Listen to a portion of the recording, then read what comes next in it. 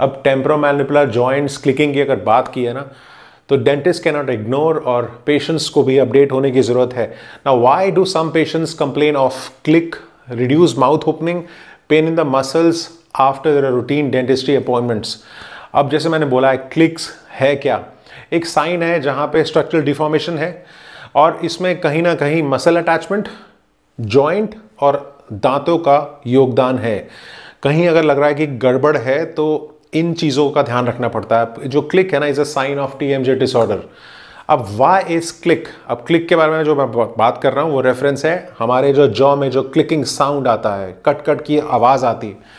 अब why it is important in routine dentistry?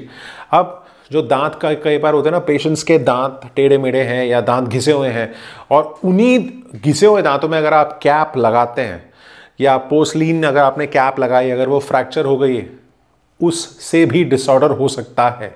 तो ध्यान रखो, कोई भी कैप लगवाने से पहले टेढ़े मेढ़े दांतों में आपको पहले TMJ को ट्रीट करना पड़ेगा, टेम्पोरोमैंडिबुलर जॉइंट को ट्रीट करना पड़ेगा, उसके बाद you proceed with the case.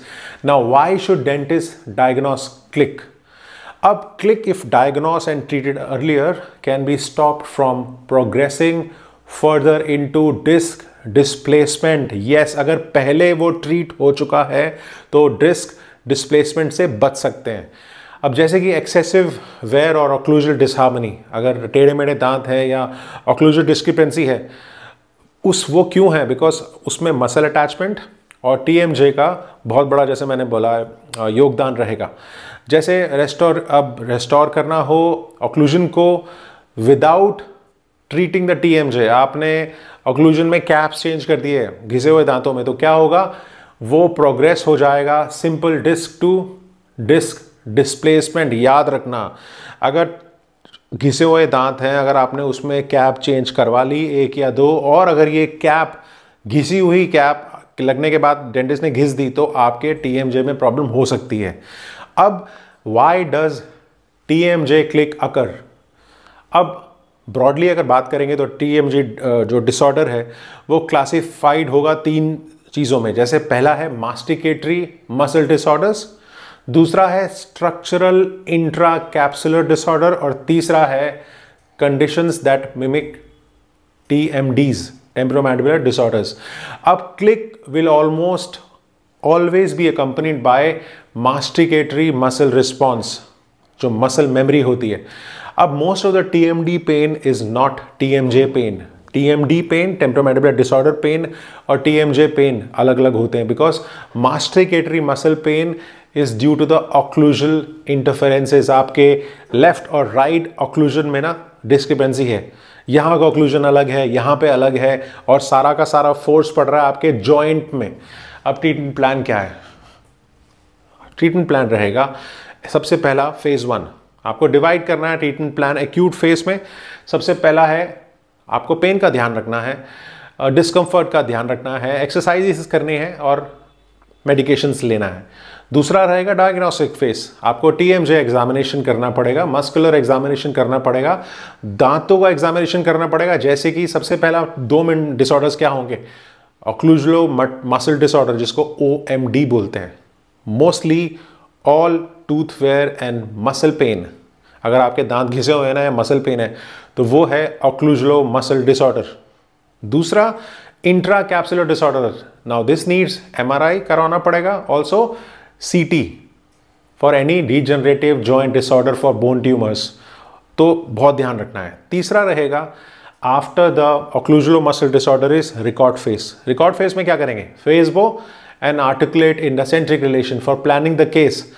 उसके बाद आपको ट्रीटमेंट फेज रहेगा जहां पे आपको डीप्रोग्रामिंग स्टेज रहेगी, fully equilibrated splint on CR centric relation, articulated models पे, और फिर आप स्प्लिंट देंगे।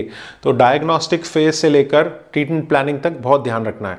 अब जैसे मैंने कहा है, do we treat every click? चाहे पेशेंट्स को दांत घिसे हैं, अगर मोबिलिटी नहीं है या दांत नहीं घिसे हैं, कोई माइग्रेशन नहीं है, पेशेंट को डिस्कम्फर्ट भी नहीं है, बट स्टिल हैज़ क्लिक, तो उसके लिए आपको क्या करना पड़ेगा? पेशेंट से हिस्ट्री ऑफ ट्रॉमा पूछना पड़ेगा, ऑर्थोडोंटिक ट्रीटमेंट पूछनी पड़ेगी, या ली है नहीं ही, तो उसमें आपको पेशेंट को CR स्प्लिंट देना पड़ेगा for keeping the joint stable. अब अगर पेशेंट को टूथ वेयर है, दांत घिसे हैं, क्लिकिंग साउंड आ रहा है, मसल पेन भी है और माउथ ओपनिंग भी कम है, डिविएशन जॉ डिविएट हो रहा है ओपनिंग के समय, इवेलुएट करो TMJ को, फिर manage the TMJ and muscles to a stable place before starting any restorative treatment. मैंने दोबारा से बोल रहा हूँ, कोई भी रेस्टोरेटिव ट्रीटमेंट करने से पहले TMJ को ट्रीट करो। अब जैसे ट्रीटमेंट फेज की बात है तो डीप्रोग्रामर बड़ा इंपॉर्टेंट टूल है, एक डायग्नोस्टिक टूल है, but it is not recommended for long term usage as it causes changes in the occlusion. तो उसका भी एक फेज होता है जहाँ पे आप फुली इक्विलिब्रेटेड स्प्लिंट देते हैं CR आर्टिकुलेटेड मॉडल्स पे और फिर स्प्लिंट पेशेंट्स को दे देते हैं। तो ध्यान रखना है रेस्टोरेटिव फेज में अब आपके पास 4 ऑप्शंस हैं to achieve a final occlusal stability once the TMJ is stable. तो अब 4 चीजें क्या हैं जब TMJ स्टेबल हो जाएगा?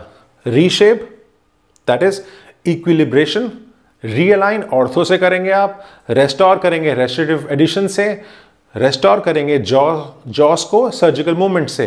तो रीशेप से रीअलाइन, रेस्टोर और फिर सर्जिकल मूवमेंट के साथ आप TMJ और ऑक्लूजल स्टेबिलिटी को मेंटेन कर सकते हैं। तो इसी एक ऑप्शन है जहां पे आपको मेंटेन रखना है ऑक्लूजन।